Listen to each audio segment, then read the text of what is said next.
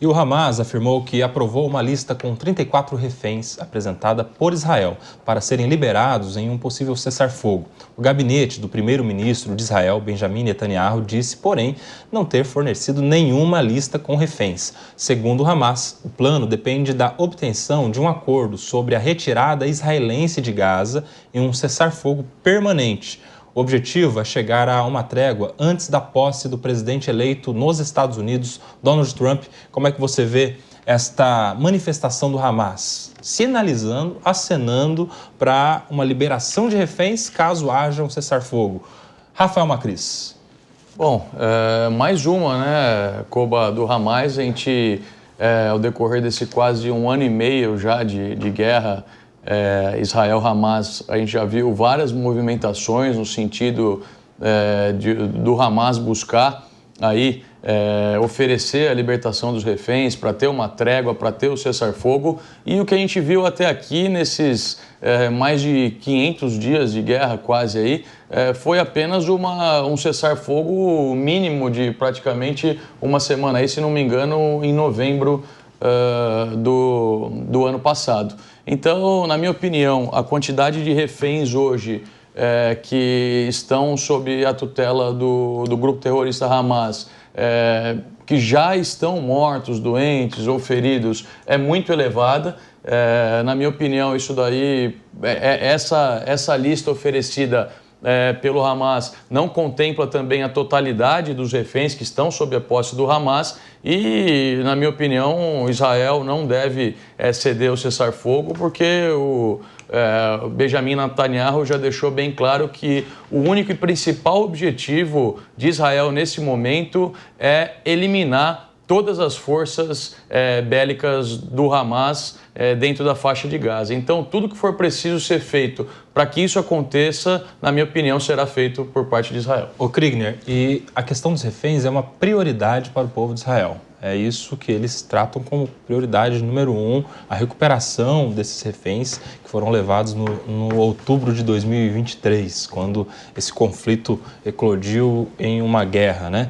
E isso é o que tem sustentado a esperança do povo de Israel e, de alguma maneira, também a continuidade do governo de Netanyahu, que se ancora, de alguma maneira, nessa esperança do povo de Israel. Como é que você vê? Sabe o que é interessante, Koba? Essa questão de o resgate dos reféns ser a prioridade, o próprio Netanyahu respondeu que não, que o resgate dos reféns na escala de prioridades está em segundo lugar. O primeiro é a destruição do Hamas e de qualquer outra organização terrorista ali, isso alcançando até o próprio Hezbollah, né? É interessante porque para nós e para boa parte da comunidade internacional, a justificativa maior de todo o conflito e de todas as coisas seria, de fato, o resgate. Mas na lógica do Netanyahu, não adianta ter o resgate se aquele que é o sequestrador ainda encontra espaço para poder fazer esses atos terroristas, né? Então, para o governo israelense hoje, a prioridade é a destruição do Hamas e de outras organizações terroristas, o que faz muito sentido e deve acontecer, espero que aconteça o mais rápido possível. E em segundo lugar, vem aí o resgate dos sequestrados. Agora, realmente é uma crítica que tem sido feita, crescido em Israel e na comunidade internacional, da demora da inteligência israelense em localizar onde esses sequestrados, né, onde essas pessoas que estão de posse aí do Hamas estão localizados, já que eles têm uma tecnologia muito avançada. Até uma dúvida se estão vivos, né? Se estão vivos. Então, leva a essa hipótese do tipo, olha, não consegue encontrar porque já não tem nem sinal de vida mais. Ô Daisy, por que a questão do Donald Trump, disso acontecer antes da posse do novo presidente americano? Trump vem como ele já tem se posicionado assim, né, como grande mediador de conflitos, né?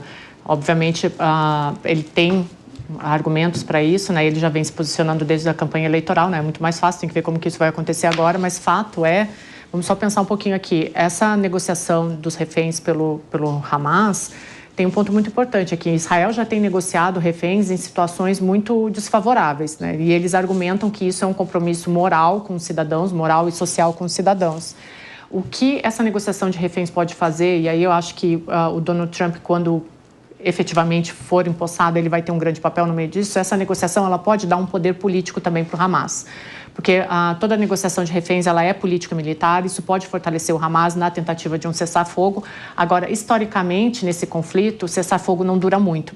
De novo, é aí que pode entrar Donald Trump, né? Vai depender muito mais, esse cessar-fogo que eles estão querendo, vai depender muito mais dos mecanismos internacionais, dos mediadores internacionais e das suas forças, e é aí que entra os Estados Unidos, é aí que deve entrar Donald Trump, porque os outros mediadores não têm tanta força quanto ele, né? Vale lembrar que o governo tem investido bilhões em Israel, mas é Donald Trump que deve entrar como grande mediador para ver se esse cessar-fogo pela primeira vez deve durar, porque até agora, reitero, o cessar-fogo ele foi muito pequeno, foi muito imediato. Donald Trump deve levar isso para o médio prazo. Com descumprimentos de prazos estabelecidos por muitas dessas tentativas, né, Ozaga?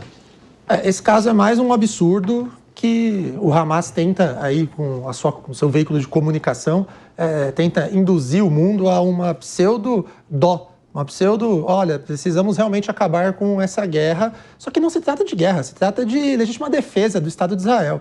E uma legítima defesa em face de terroristas. O que nós temos que entender é que se Israel não se defender, não eliminar esse grupo terrorista, a guerra nunca vai ter fim. A Deise acabou de falar. Historicamente, cessar fogo, passa 1 ano, 2, volta a ter ataque ali na região da faixa de Gaza. Então, não tem mais conversa. E o governo de Israel sabe disso. Inclusive, depende dessa boa atuação para se perpetuar, não, né? Para se manter no poder caso tenhamos novas eleições lá em Israel. Agora, em relação a essa lista de reféns, o que me chamou a atenção é que eles não falaram que esses reféns estão vivos, Koba. Eles disseram, olha, nós temos aqui 34 reféns, mas em nenhum momento tem filmagem dos reféns, a condição dos reféns. Isso é o quê? Mais uma vez, é apenas uma mensagem para o mundo para dizer que, olha, nós estamos menos radicais, estamos tentando sinalizar, Israel é o bicho-papão da história que vem nos atacando. Não, não é isso. A gente tem que cobrar com que as autoridades, inclusive a ONU, comecem a exigir corredores humanitários, retirar a população, principalmente da Palestina, que não tem nada a ver com isso, que deve permanecer viva. Essa sim deve ser cuidada e torcer para que Israel acabe de uma vez por todas com este grupo terrorista, que são tantos ali na região do Oriente Médio.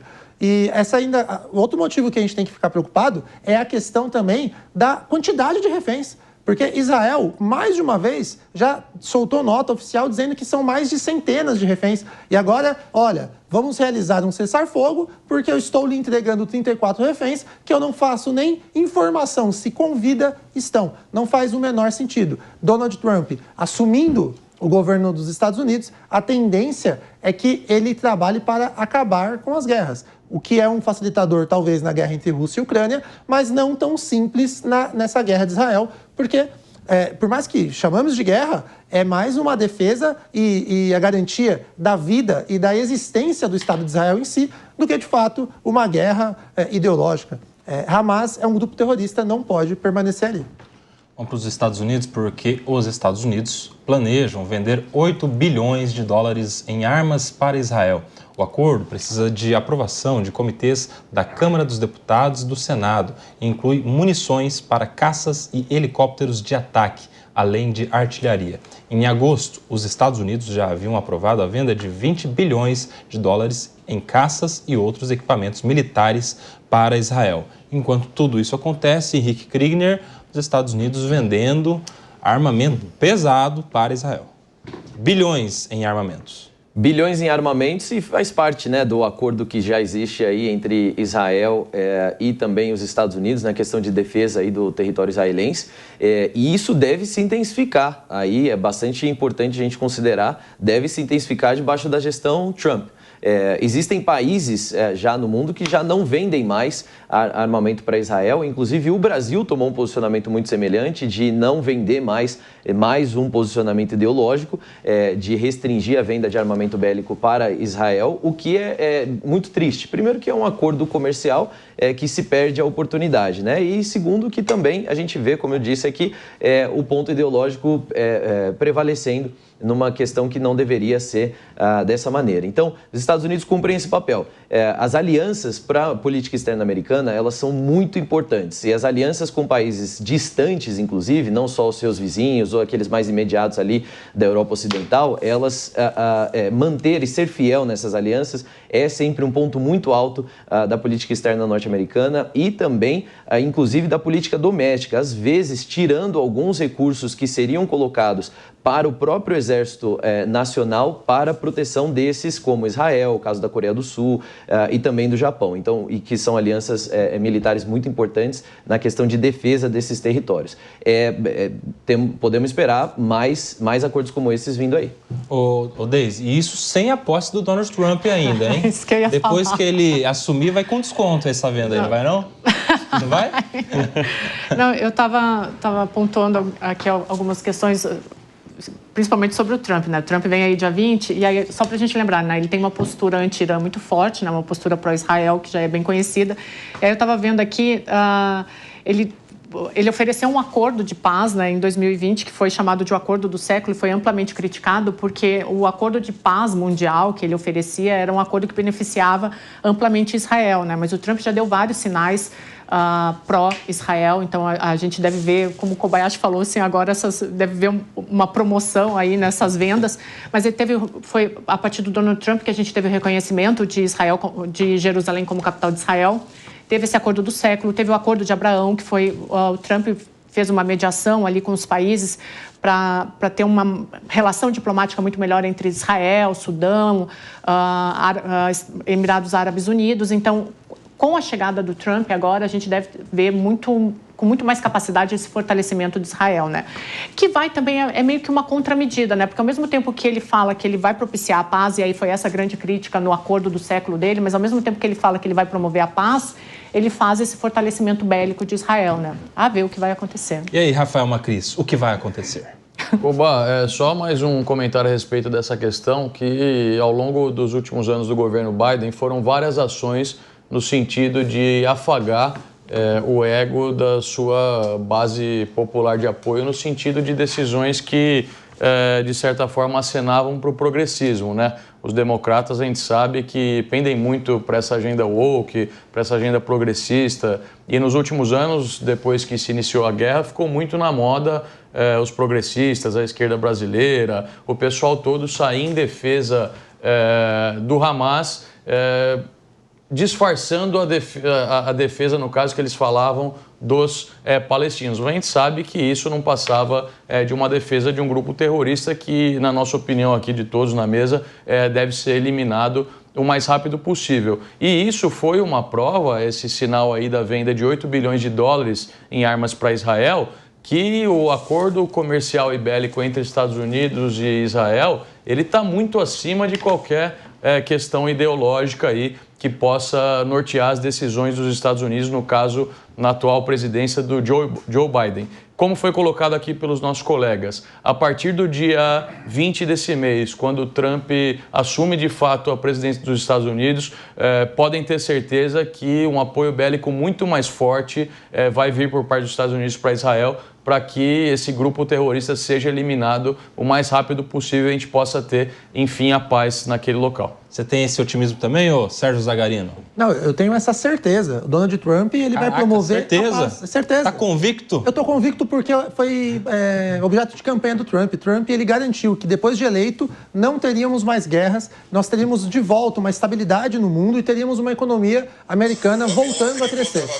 Os Estados Unidos, ele tem muita dificuldade com essas guerras que acontecem no mundo, porque ele precisa se posicionar. Na geopolítica, você fala assim, uma guerra lá na Europa ou no Oriente Médio não afeta em nada os Estados Unidos, ou aqui na América afeta e afeta muito, porque os Estados Unidos, para garantir esse seu poderio econômico e bélico e ser o maior país ainda do planeta, ele precisa financiar essas guerras. E não somente por causa do Hamas que ele vai promover esses acordos de vendas de armas, mas porque a região de Israel, só para você que está em casa entender o cenário, Israel é a única democracia liberal no meio de diversos estados que têm ditaduras, inclusive ditaduras que são capitaneadas por grupos terroristas. Então, são vários exemplos. Você tem o Afeganistão, você tem a Síria. A Síria, então, é um cenário muito incerto. Você não sabe qual vai ser a postura agora do novo líder terrorista da Síria.